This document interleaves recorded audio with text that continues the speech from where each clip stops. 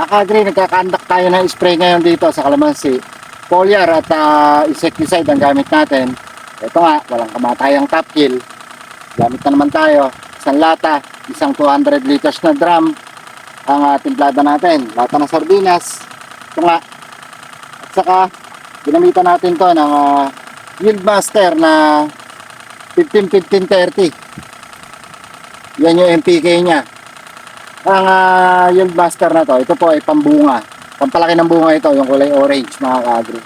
Ito, binigyan natin ito ng isang drum, isang kilo na to.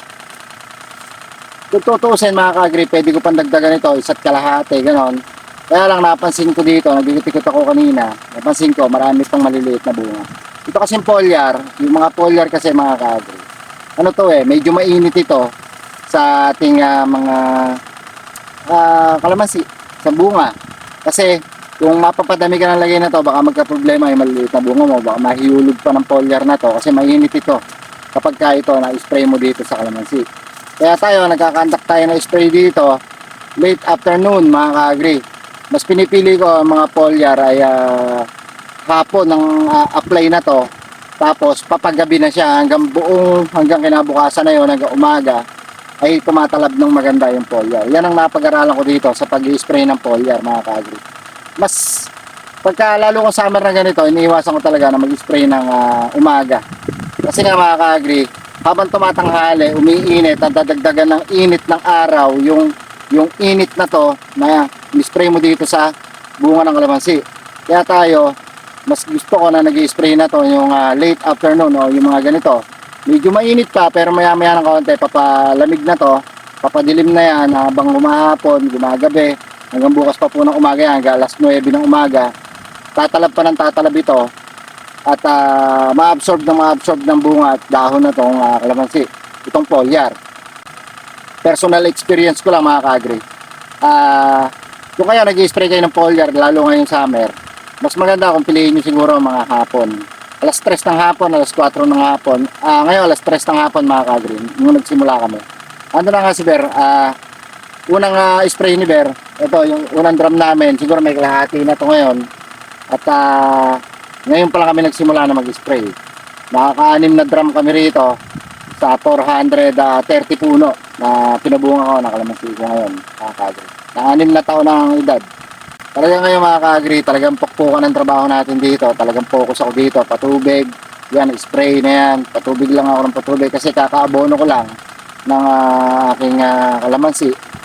Papatubigan ko dito after 4 days dahil nga para malusaw ng malusaw. Pero syempre, hindi ito yung regular 4 days na pagpapatubig kahit summer. Hindi ito yung regular talaga, mga ka-agri, na pagpapatubig. Syempre, kapag ka naghahabol ka ng presyo, aalis ka na sa regular, ibubus mo na kasi yan, mas maaga na yung trabaho at mas madalas kapag tayo naghahabol ng presyo ng kalamansi. Dahil nga ang presyo ng kalamansi ngayon, mga ka-agri, 1.8, 1.9 na po ang kuhanan sa puno.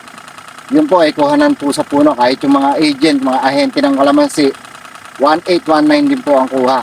Kaya napakasarap ng ganyang presyo. Makatapat ka sa ganyang presyo, bawit-hugot ka talaga dyan, mga ka-agri.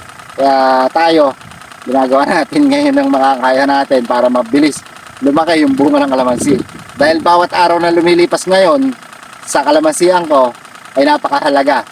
Dahil nga hinahabol natin yung presyo. Hindi natin alam kasi kung biglang bababa pa yan o tataas pa ng tataas. Ako kasi para sa akin, ka-agri, itong presyo na 1.819 sa puno, kung ipitasin ako ngayon, ipapipitas ko na. Mas mainam na yung nakabulsa na yung pera kaysa nakasabit pa. Yung nakasabit kasi maaaring mawala pa yan, maaaring mabawasan pa yan, hindi pa tayo sigurado. Parang sugal pa yan kasi pwedeng pang tumaas yan, pero pwedeng mas mababa pa sa 1.819 yan. Kaya ako, para makasigurado na ako, magandang presyo na rin yung 1.819 kung may pitasin ako, pagpitas na ako ngayon. Pero siyempre, wala pa tayo. Kaya tayo, kung saan tayo umabot na presyo, kung bumaba man yan, sa 1.5, 1.3, walang problema yan. Basta mahalaga, makaneto tayo ng 1,000 sa isang red bag, napakalaking halaga na niya, mga ka-agri. Paano? Spray muna tayo ng kalamansi.